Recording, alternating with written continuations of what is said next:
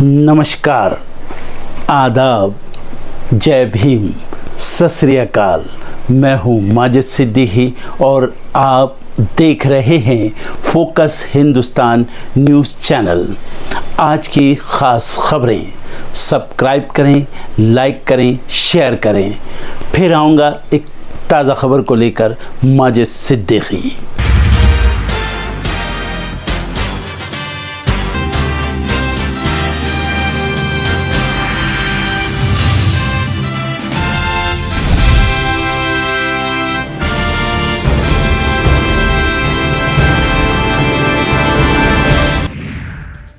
वाराणसी दौरे पर आएंगे पीएम मोदी। आधी आबादी से पीएम मोदी करेंगे सीधा संवाद। 21 मई को मातृशक्ति सम्मेलन में लेंगे हिस्सा। आज भदोही आएंगे अखिलेश यादव। रजपुरा चौराहे के पास बड़ी जनसभा को करेंगे संबोधित। तैयारियों में जुटे सपा के कार्यकर्ता। पूर्व सीएम हेमंत सोरेन को लेकर सुनवाई आज। पिछली सुनवाई में नहीं मिली थी जमानत।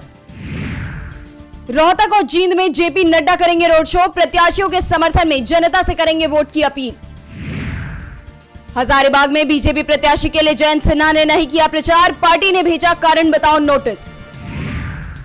स्वाति मालीवाल केस की जांच के लिए दिल्ली पुलिस ने बनाई एसआईटी। मामले से जल्द उठेगा पर्दा। पूर्व प्रधानमंत्री राजीव गांधी की आज 33वीं पुण्यतिथि। राहुल गांधी समेत कांग्रेस के दिग्गज नेताओं ने दी श्रद्धांजलि। आज होगी हाईकोर्ट में सांसद अफजाल अंसारी केस की सुनवाई। चुनाव होने के चलते टल गई थी सुनवाई। पूजा स्थल अधिनियम वहीं लागू जहां कोई विवाद नहीं। श्री कृष्ण जन्मभूमि और शाही ईदगाह मामले में हाईकोर्ट में बोला मंदिर पक्ष। बिहार के सारण में चुनाव के बाद हिंसा। दोनों पक्षों के बीच गोलीबारी में एक की गई जान और 2 लोग घायल। ब्रिटेन में संक्रमित खून से गई थी हजारों की जान। ब्रिटिश कोर्ट ने अधिकारियों को ठहराया दोषी। अंतर्राष्ट्रीय कोर्ट से नेतन्याहू के खिलाफ वारंट जारी करने की अपील। इजरायल ने जताया विरोध। जूलियन एसांजे को अमेरिकी प्रत्यर्पण के खिलाफ अपील की मिली अनुमति। अगले साल हो सकती है मामले की सुनवाई। बाल्टीमोर में मालवाहक जहाज डाली बंदरगाह की ओर बढ़ा। हादसे के 3 महीने बाद हुआ चलने लायक। हिंसा मामले में इमरान खान को अदालत से मिली राहत। 2 मामलों में बरी हुए पीटीआई प्रमुख। ई कॉमर्स कंपनियों के साझा गोदामों पर जीएसटी अधिकारियों की नजर। टैक्स चोरी की आशंका। ईपीएफओ ने मार्च में जोड़े 14.41 लाख नए मेंबर। 57% युवा और 2 लाख महिला शामिल। यात्रियों के लिए अच्छी खबर। 21-22 मई को कई शहरों से होकर चलेगी स्पेशल ट्रेनें। जून में चलेगी भारत गौरव ट्रेन। चौथी तिमाही में 6.2% की रफ्तार से बढ़ सकती है जीडीपी। एनएफआरए ने 2 ऑडिटर्स पर लगाया 2.5 करोड़ का जुर्माना। बैंकों को पहली बार 3 लाख करोड़ रुपए से अधिक लाभ। इस साल आईटी कंपनियों की तुलना में तिगुना मुनाफा।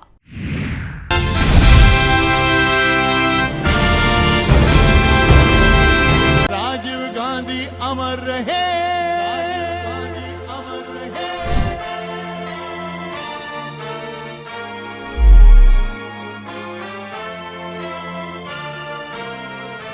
आधुनिक भारत का सूत्रधार करने वाले देश के पूर्व प्रधानमंत्री राजीव गांधी का जन्म 20 अगस्त 1944 को हुआ था। महज 40 साल की उम्र में देश के सबसे युवा और 9वें प्रधानमंत्री होने का गौरव हासिल करने वाले राजीव गांधी को आधुनिक भारत का शिल्पकार भी कहा जाता है। वो पहले ऐसे व्यक्ति थे जिन्होंने देश में तकनीक के प्रयोग को प्राथमिकता देकर कंप्यूटर के व्यापक प्रयोग पर भी जोर डाला। भारत में कंप्यूटर को स्थापित करने के लिए उन्हें कई विरोधों और आरोपों को भी झेलना पड़ा, लेकिन अब वह देश की ताकत बन चुके कंप्यूटर क्रांति के जनक के रूप में जाने जाते हैं। राजीव गांधी महज एक नेता ही नहीं बल्कि उससे भी एक कदम आगे एक स्वप्न दृष्टा थे। राजीव गांधी ने एक मजबूत भारत का सपना देखा था जिससे गांव-गांव तक हर सुविधा पहुंच सके, जो तरक्की की नई मिसाल कायम कर सके और जिसका हर नागरिक पढ़ा लिखा हो। अपने इसी सपने को साकार करने के लिए राजीव गांधी ने सूचना प्रौद्योगिकी, शिक्षा, कृषि, पेयजल और पंचायती राज जैसे बुनियादी कार्यों पर जोर दिया। विकास को समाज के हर वर्ग के लोगों तक पहुंचाने के लिए राजीव गांधी ने लाइसेंस राज के खात्मे और आर्थिक गतिविधियों पर लगी तमाम बंदिशें हटाने की शुरुआत की थी।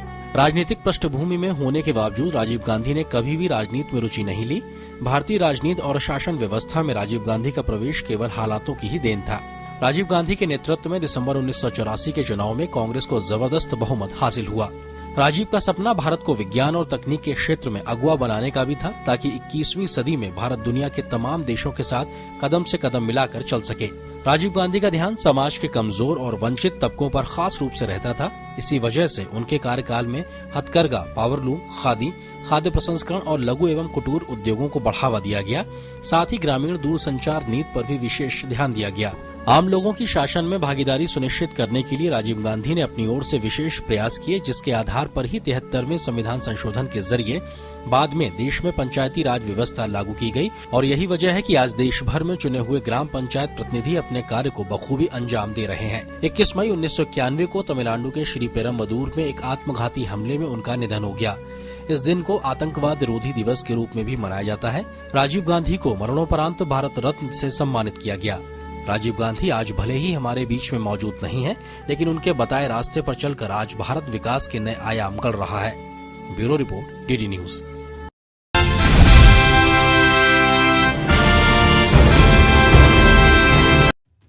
मुजफ्फरपुर में 20 मई को मतदान के दिन चुनाव ड्यूटी से 62 पीठासीन अधिकारी समेत 144 मतदान कर्मियों के गायब रहने का मामला सामने आया। इसको लेकर डीएम ने संबंधित कर्मियों को शो कॉज जारी किया। आरोपी कर्मियों से संतोषजनक जवाब नहीं मिलने पर कार्रवाई होगी। आपको बता दें कि 5वें चरण में बिहार की 5 सीटों पर वोटिंग हुई थी, जिसमें मुजफ्फरपुर शामिल था। डीएम के मुताबिक लोकसभा चुनाव के सफल संचालन के लिए लंगट सिंह कॉलेज स्थित डिस्पैच सेंटर पर 18 मई को पीठासीन पदाधिकारी के साथ अन्य मतदान कर्मियों P1, P2, P3 को योगदान करने का निर्देश दिया गया। हालांकि 144 कर्मी अनाधिकृत रूप से ड्यूटी से अनुपस्थित रहे।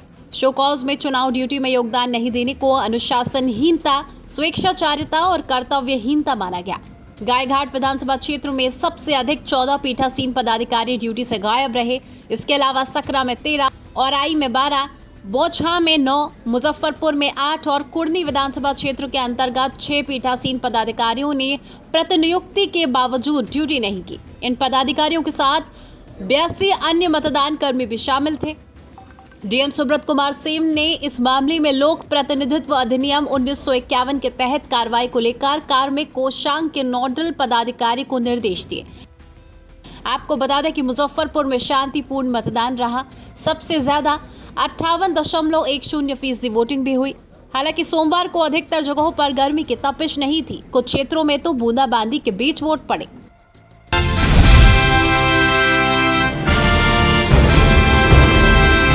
सबसे पहले भाग जाते उनके इस बैन को आप किस तरह से देखते? मैं तो कहूंगा 4 जून के बाद सभी भारतीय जनता पार्टी के प्रमुख नेताओं के पासपोर्ट जब्त करो। ये भागने वाले हैं, ये भागने वाले हैं। न राहुल गांधी कभी भागा है, न इंडिया गठबंधन के नेता कभी भाग। देश में डटे रहे, चाहे जेल में गए, संघर्ष किया, हाँ, और हम देश में रहे। राजीव गांधी ने शहादत दी, इंदिरा गांधी ने शहादत दी, सभी ने। आप मुझे बताइए, बीजेपी के किसी नेता ने देश के लिए शहादत दी है? बताइए, या उनके बेटे ने कभी शहादत दी है? नहीं। ये व्यापारी लोग हैं, और व्यापारी लोग बहुत डरपोक होते हैं, वो लड़ते नहीं। योगी जी को पता होना चाहिए, योगी जी इस व्यापारी मंडल में फंस गए हैं। हम योगी जी को पहचानते हैं, योगी जी ऐसे नहीं है, लेकिन जो व्यापारी मंडल उनके आसपास है ना, उसमें फंस गए हो।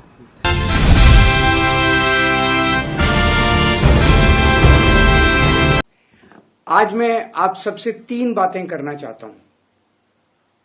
एक, जैसे जैसे 5वें चरण का चुनाव कंप्लीट हो गया और जैसे जैसे चुनाव होते जा रहे हैं, वैसे वैसे साफ होता जा रहा है कि 4 जून को मोदी सरकार जा रही है और इंडिया गठबंधन की सरकार बनने जा रही है। ये मैं किस आधार पे बोल रहा हूं? क्योंकि कई लोगों ने सर्वे किए हैं और जो अब सर्वे के फाइंडिंग्स आ रहे हैं उससे साफ जाहिर है कि 4 जून को इंडिया गठबंधन को अपने दम पे 300 से ज्यादा सीट मिल रही हैं और इंडिया गठबंधन देश को एक साफ सुथरी और स्थिर सरकार दे। दूसरी बात आज मैं करना चाहता हूं, कल अमित शाह जी दिल्ली आए थे और दिल्ली आकर उनकी सभा में बताया जाता है, जो लोग वहां मौजूद थे 500 से भी कम लोग थे, और दिल्ली आकर उन्होंने देश के लोगों को अनर्गल गाली गलौज करना चालू किया, जनता को गाली देने लगे। उन्होंने कहा कि आम आदमी पार्टी के सपोर्टर पाकिस्तानी हैं। मैं उनसे पूछना चाहता हूं, दिल्ली के लोगों ने हमें 62 सीट 56% वोट शेयर देके सरकार बनाई है, क्या दिल्ली के लोग पाकिस्तानी हैं?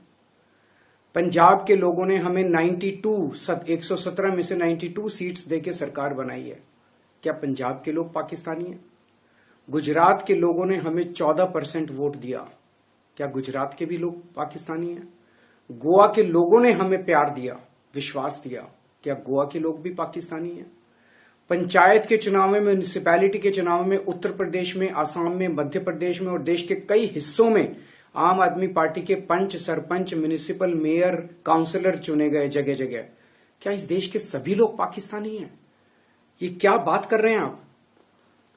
आपको प्रधानमंत्री जी ने अपना वारिस चुना है, इस बात का आपको इतना अहंकार हो गया कि आप लोगों को गालियां देने लगे, धमकियां देने लगे। अभी तो आप पीएम बने नहीं हैं और आपको इतना अहंकार हो गया। आपकी जानकारी के लिए बता दूं कि आप पीएम नहीं बन रहे हैं, क्योंकि 4 जून को लोग बीजेपी की सरकार नहीं बना रहे हैं। बीजेपी जा रही है, थोड़ा अहंकार कम कीजिए और जनता को गाली मत दीजिए। आपके दुश्मन, आप मुझे गाली दे लीजिए, लेकिन देश की जनता को अगर गाली देंगे तो ये कोई बर्दाश्त नहीं करने वाला। कल योगी जी भी दिल्ली आए थे। योगी जी ने भी आकर दिल्ली में मुझे काफी गालियां दी।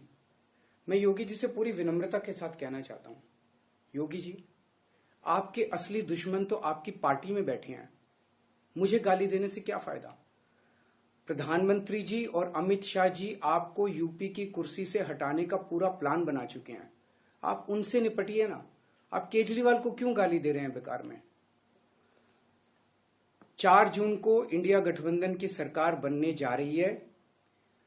इंडिया को बचाना है तो इंडिया गठबंधन को जिताना है, इंडिया को बढ़ाना है तो इंडिया गठबंधन को जिताना है।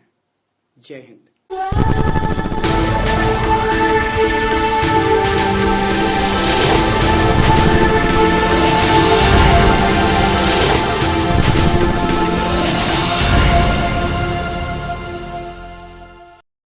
लेकिन कुछ लोगों का ये भी कहना है कि अभी उन्होंने जो है इंटरनेशनल खेला था, कोई बड़ा मैच खेला था, उनको जल्दीबाजी में लाया गया। आप क्या देखते हैं इसमें? ऋषभ पंत अच्छे खेल रहे थे। देखिए आईपीएल में जितना भी हमने देखा है, जो इंजरी हुई थी उससे बाहर आके ही लुक्ड फिट, कीपिंग बड़ी अच्छी करी है, बल्लेबाजी भी मतलब not at his best but ठीक ठाक बल्लेबाजी करी है। तो मुझे लगता है कि ठीक है, ये डिसीजन ठीक है। बट संजू जो है, संजू बहुत बढ़िया खेल रहे हैं, तो मैं तो देखना चाहूंगा कि संजू सैमसन जो है पहले उनको मौका दीजिए, क्योंकि वो लगातार अच्छा प्रदर्शन कर रहे हैं। और ये संजू अब वो पुराने वाले नहीं है कि जो 30-35 बना रहे हैं, 70-80 बना रहे हैं। सो इट्स गुड टू सी ये ऋषभ पंत वापस आए हैं। बट अभी आप थोड़ा सा देखिए किसकी फॉर्म जो है वो ज्यादा बेहतर लगी हुई है, आप उनको पहले खिलाइए। तो मुझे नहीं लगता कि यहाँ पे कोई जल्दबाजी हुई है उनको लाने में। I think he worked hard and now since he is there part of the team, और उम्मीद करता हूँ ऋषभ पंत जब खेले अच्छा खेले भारत के लिए और कुछ स्पेशल करके आए वहां से। क्या जो है वो कॉम्बो बनेगा। पाकिस्तान से मैच, इंडिया का वेस्ट इंडीज के बड़े मैच है, न्यूजीलैंड है, साउथ अफ्रीका भी, ऑस्ट्रेलिया भी है, तो आपको लग रहा है कि ये टक्कर देंगी? क्योंकि ऑस्ट्रेलिया का टीम अगर आप देखें ट्रैविस हेड, देखिए ये टूर्नामेंट कोई भी जो है ना वो आसान नहीं होता है जीतना, स्पेशली वर्ल्ड कप, क्योंकि एक तो प्रेशर भी रहता है और आपको अच्छी टीमें कुछ मिलती हैं। चाहे वो मेन जो टूर्नामेंट है वो कैरेबियन में शुरू हो रहा है, बट उससे पहले जो पाकिस्तान के साथ जो गेम है वो थोड़ा सा मोमेंटम जरूर भारत के लिए सेट कर देता है गेम। वो अगर वो मैच अच्छे से जीत जाता है भारत, जो कि मुझे पूरी उम्मीद है कि भारत ये मैच जीतेगा, क्योंकि रिकॉर्ड बहुत अच्छा है, टीम भी हम उनसे कहीं बेहतर है, तो वो एक मोमेंटम सेट करेगा। बट असली टूर्नामेंट जो है वो कैरिबियन में जाके शुरू होगा, जहां पे वो मुकाबले होंगे इंडिया ऑस्ट्रेलिया, इंडिया इंग्लैंड, या फिर कोई इंडिया न्यूजीलैंड, या कोई ऐसी अच्छी टीमें मिलेंगी जो आपको मात दे सकती हैं। तो वहां मुकाबला जो है वो देखने वाला होगा, तब जाके टूर्नामेंट का मतलब मैं कहूंगा कि सही में आगाज होगा।